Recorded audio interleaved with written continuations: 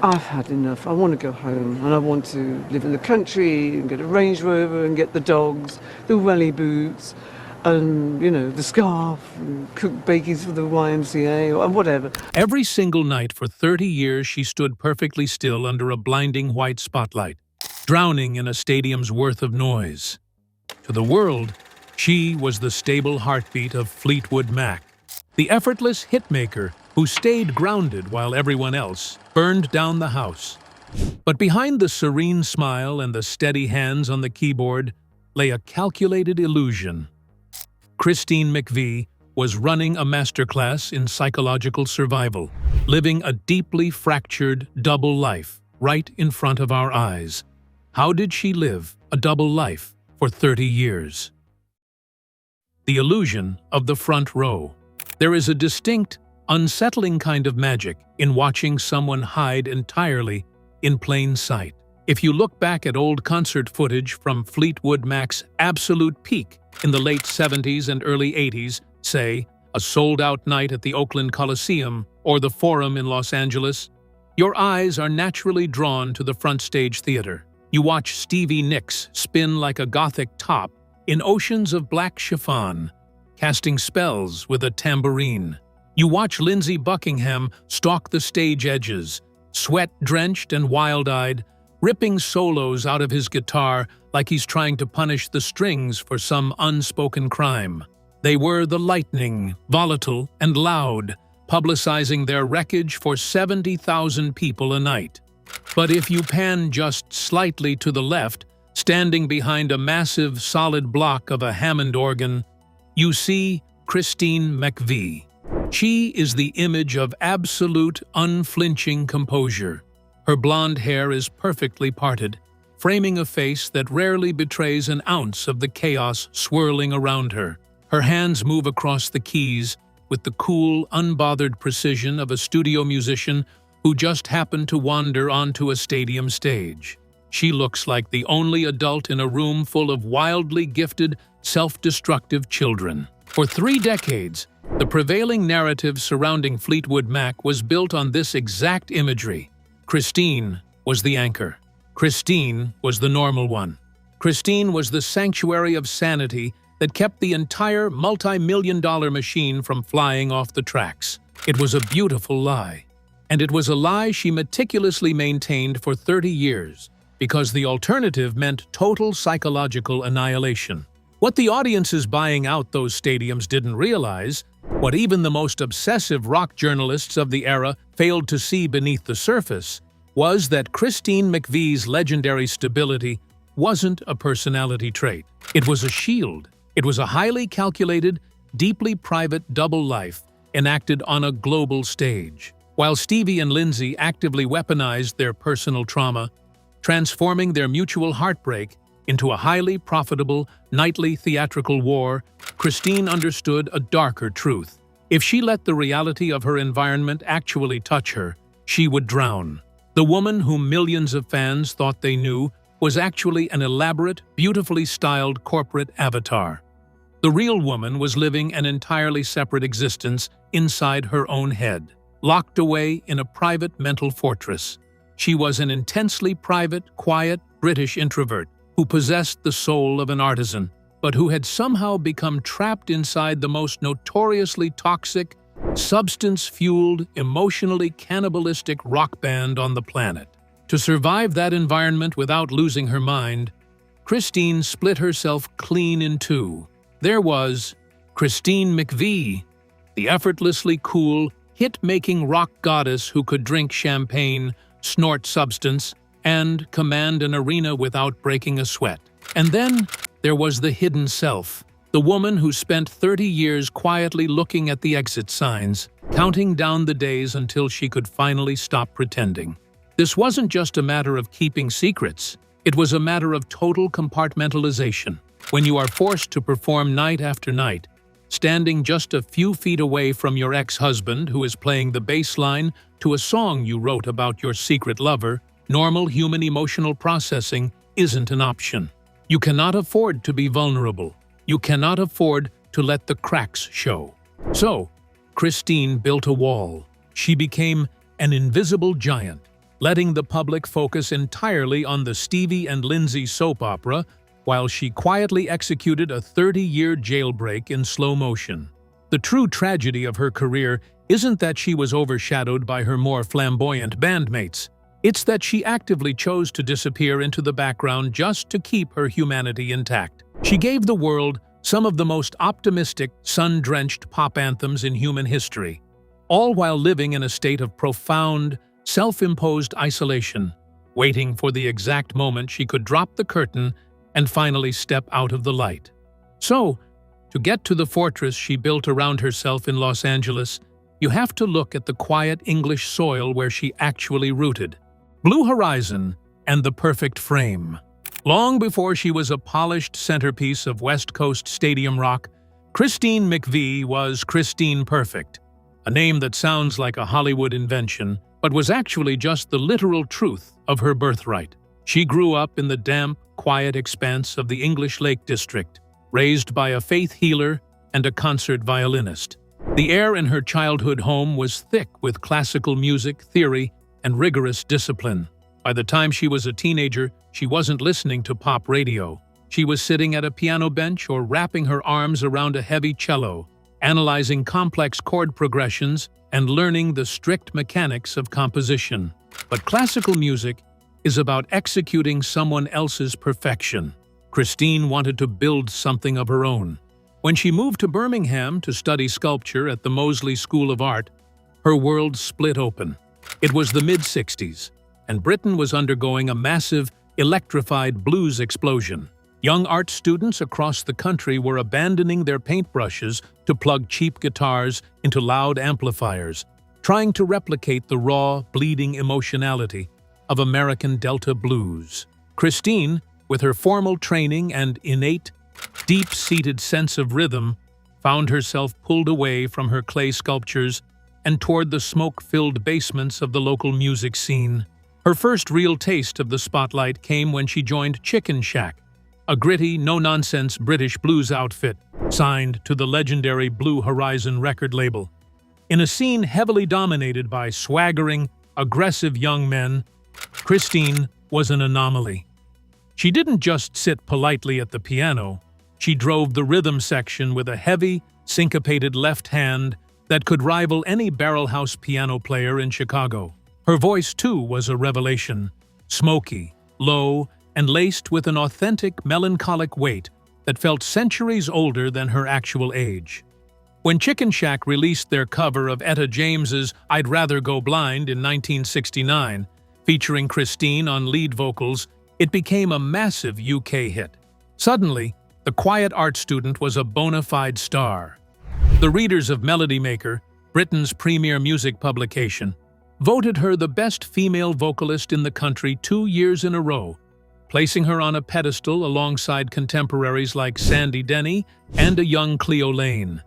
Yet, even at this incredibly early stage, the first cracks of her double life were starting to show.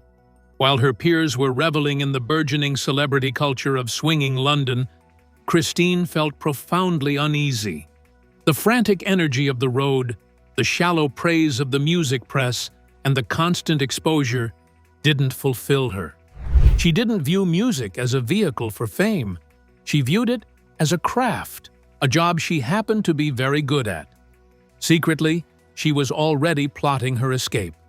She openly told friends that her true ambition wasn't to conquer the charts, but to finish her degree, secure a quiet, predictable job as an art teacher, and settle down into a comfortable, anonymous domestic life.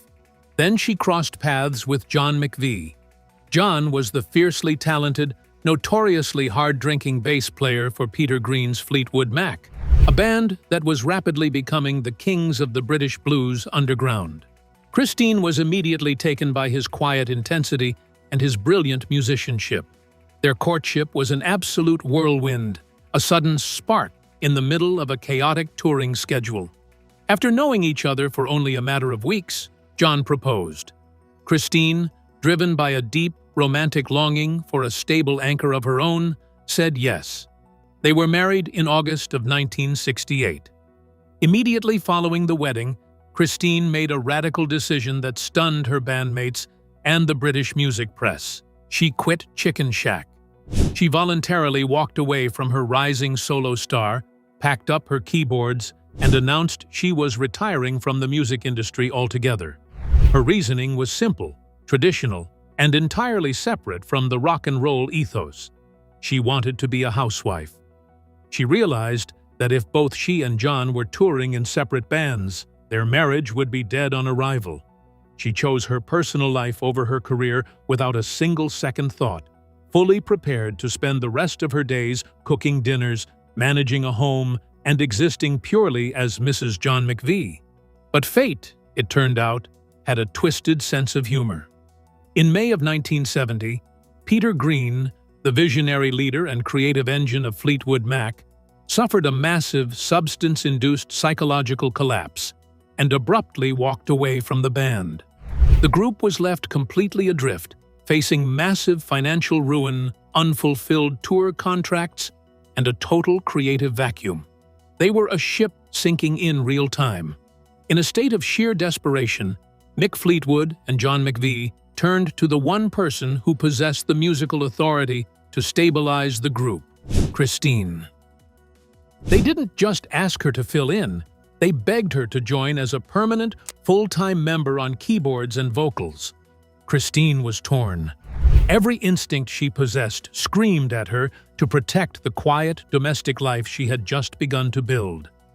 But she looked at her husband, saw the desperation in his eyes, and realized that if she said no, his career would likely implode.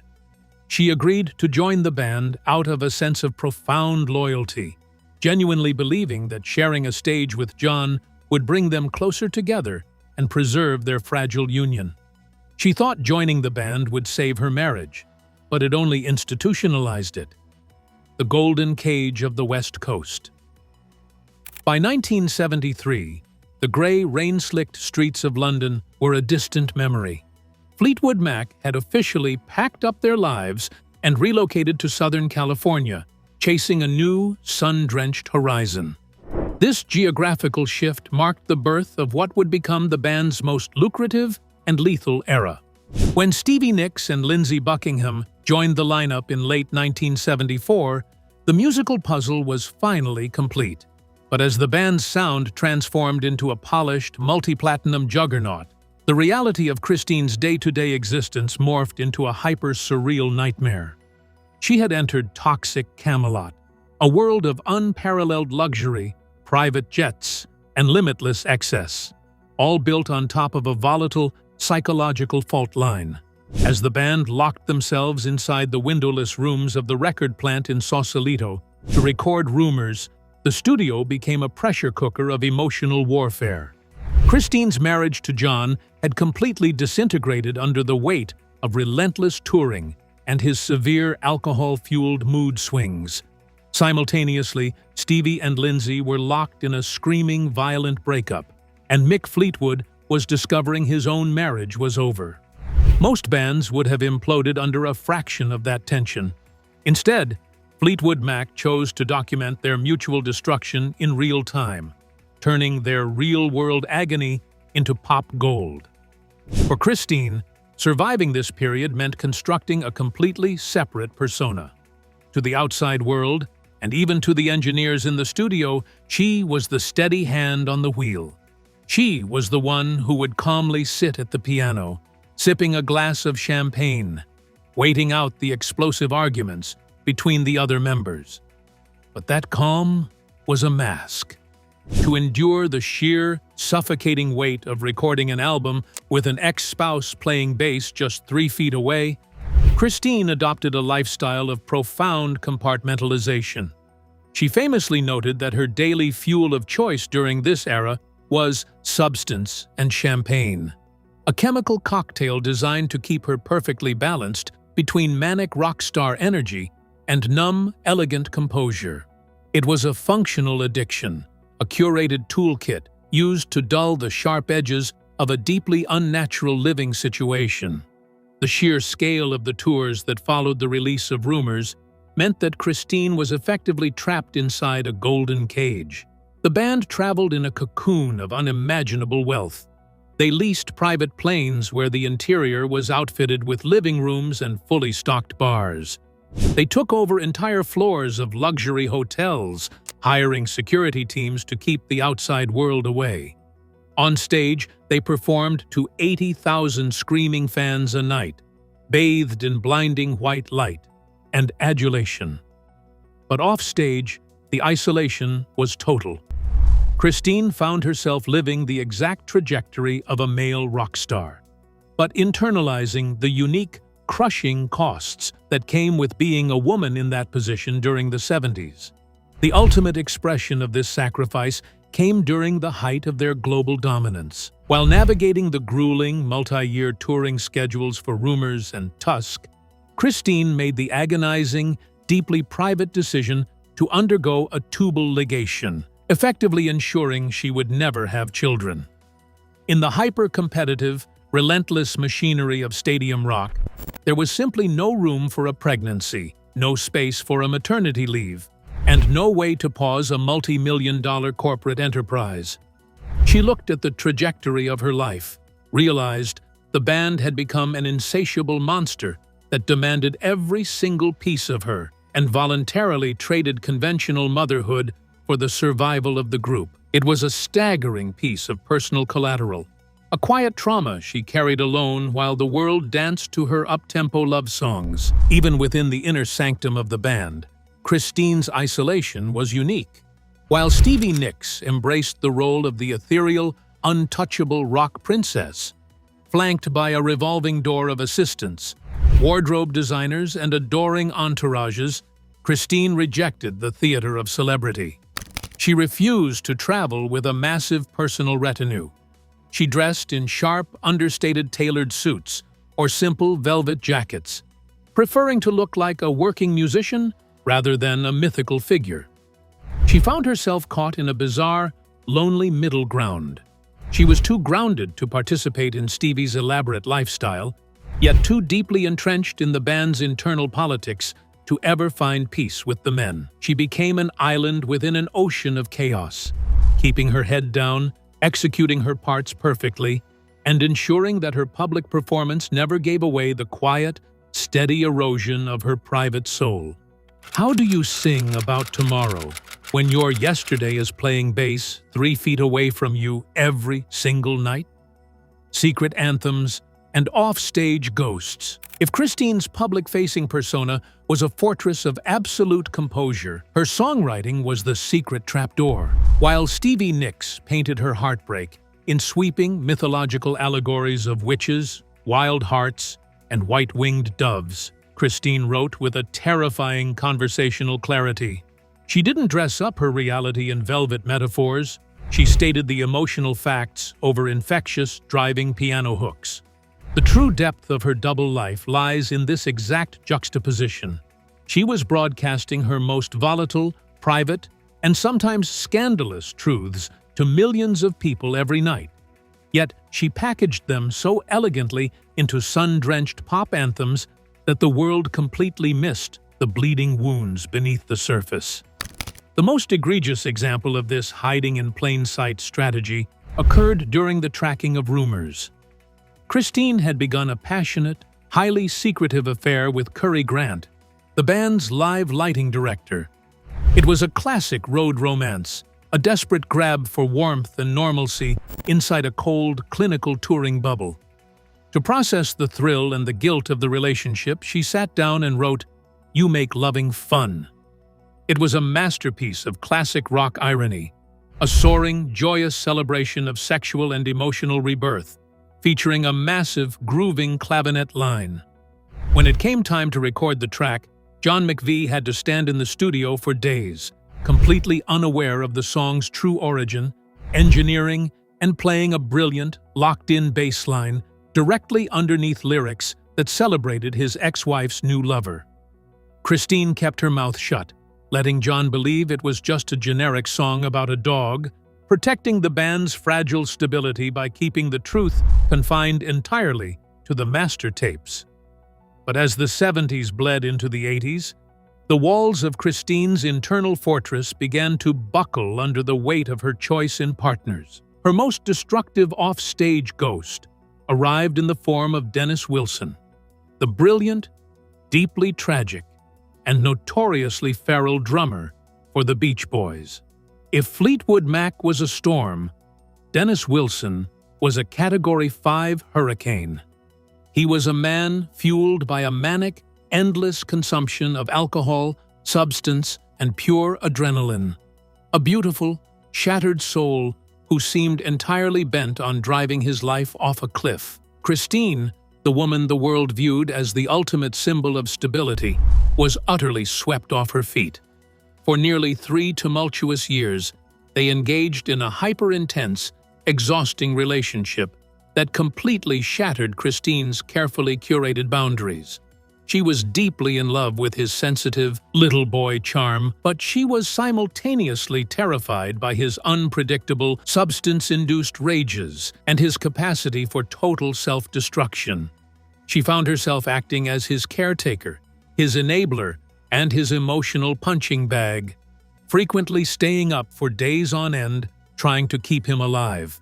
The relationship pushed her deeper into her own substance abuse, with the champagne and substance diet transforming from a workplace coping mechanism into a domestic survival strategy. The songs she wrote during this period, particularly Never Make Me Cry and the melancholic material on 1982's Mirage, were literal distress signals sent from the trenches of their shared madness.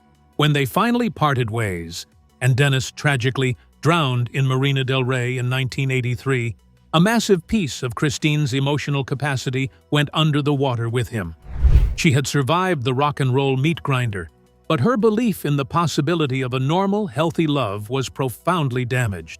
Desperate to find the quiet, stable life that had evaded her for over a decade, Christine married Portuguese keyboardist Eddie Quintela in 1986. Quintela was an outsider to the Fleetwood Mac circus, coming from a wealthy, traditional European background. He represented an exit ramp from the madness, but the ghosts of her career wouldn't let her go so easily.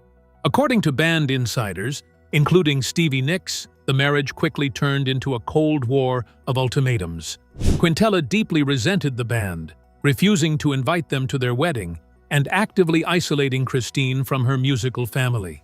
He reportedly delivered a stark, devastating ultimatum: choose the band, choose the endless, grueling global tours, or choose your marriage.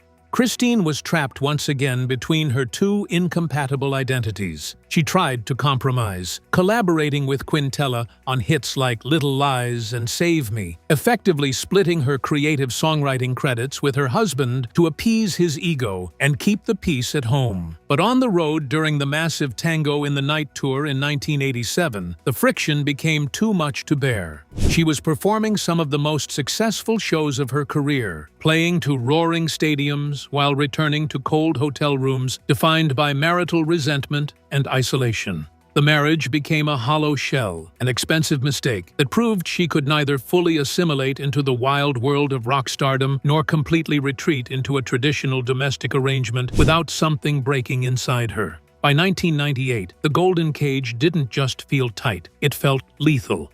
The Great Disappearing Act.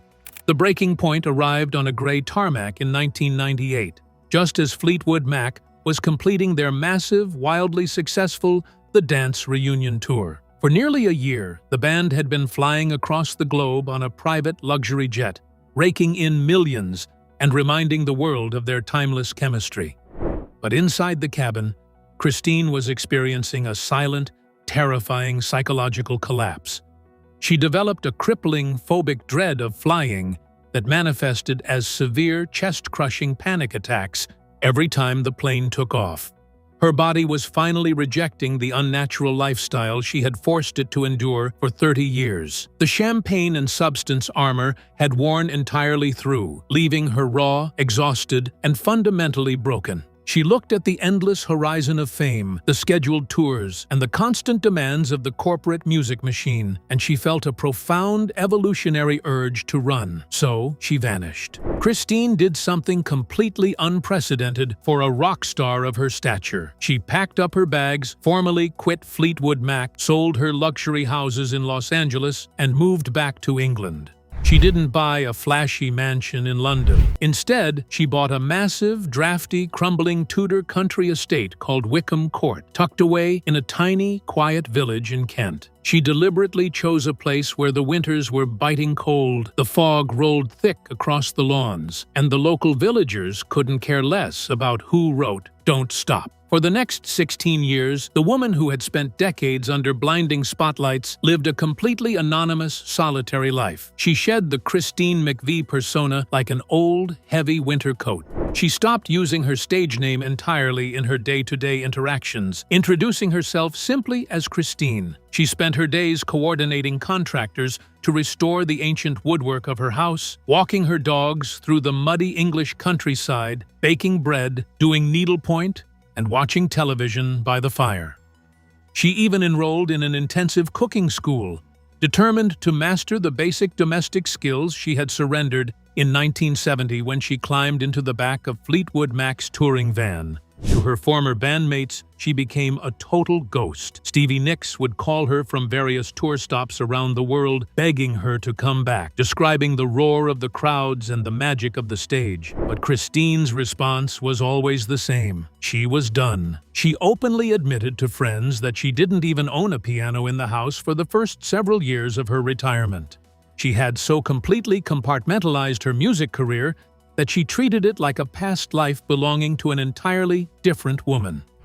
She wanted to prove to herself that she could exist without the validation of 80,000 screaming fans. She was fiercely protective of this second life, viewing it as a hard-won, belated childhood, a space where she could finally be the quiet, ordinary British woman she had always intended to become before fame hijacked her trajectory. Yet, the scars of her 30-year double life were not so easily erased by country air and domestic tranquility. In 2004, coaxed by her brother John Perfect, she decided to record a small, quiet solo album titled "In the Meantime" in a converted garage on her property. It was a beautiful, deeply personal project, completely unburdened by the commercial expectations of a major record label. But when the album was finished, the harsh reality of her psychological trauma slammed shut. Because of her absolute refusal to board an airplane, she couldn't travel to London or the United States to promote the record. In a rare, candid interview from that period, she admitted that she had become so terrified of public scrutiny and travel that she had to get heavily intoxicated just to board a brief train ride. The fortress of isolation she had built to protect herself in Kent had inadvertently become her own private prison. She had successfully escaped the chaos of Fleetwood Mac, but she had also locked herself away from the world, proving that the immense psychological toll of her rock star years had left a permanent imprint on her psyche. The turning point came in 2013, sparked by a profound sense of loneliness and a sudden, sharp realization that her quiet country life was beginning to feel less like a sanctuary and more like a waiting room.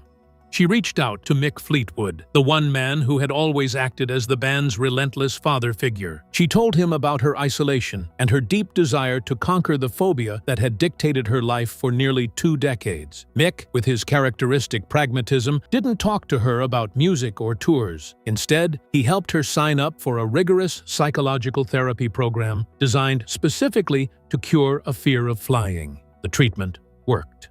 In early 2014, Christine boarded a plane to Maui, sitting next to Mick, flying across the Pacific Ocean without a single panic attack. While in Hawaii, she stepped onto a stage with Mick's house band to play a casual set of blues standards. The moment her fingers touched the keys and her voice filled the room, the illusion of her quiet retirement completely dissolved. She realized that while she had spent 16 years trying to bury Christine McVie in the English countryside, that woman was an immutable part of her DNA. She couldn't fully heal by denying her gift. Later that year, she officially rejoined Fleetwood Mac for the On With the Show global tour, stepping back into the stadium lights with her old family, older, wiser, and entirely on her own terms. She had successfully lived 2 entirely distinct lifetimes inside a single biography, proving that her greatest composition wasn't a hit record, but her own survival. When the house lights finally came down for the last time, Christine McVie had accomplished something far rarer than a string of #1 hits. She had reclaimed her own name. Her 30-year double life wasn't a tragedy of erasure, but a masterclass in quiet resilience. She gave the world the soundtrack to its own heartbreaks and healings, all while holding her truest self strictly in reserve. By balancing the staggering weight of global rock stardom with a fierce, unwavering commitment to her own humanity, she proved that you can walk through the absolute center of a storm and still come out the other side entirely intact. She was the steady heartbeat of a chaotic empire, an invisible giant who mastered the ultimate art of survival, knowing exactly when to step into the light and exactly when to walk away. McVie's double life proves that the greatest art often comes from the quietest corners of the soul. She survived the madness by never forgetting who she really was underneath the stadium lights. If you loved this deep dive into rock history's most fascinating hidden stories, hit that subscribe button so you never miss our next untold secret. Thanks for watching.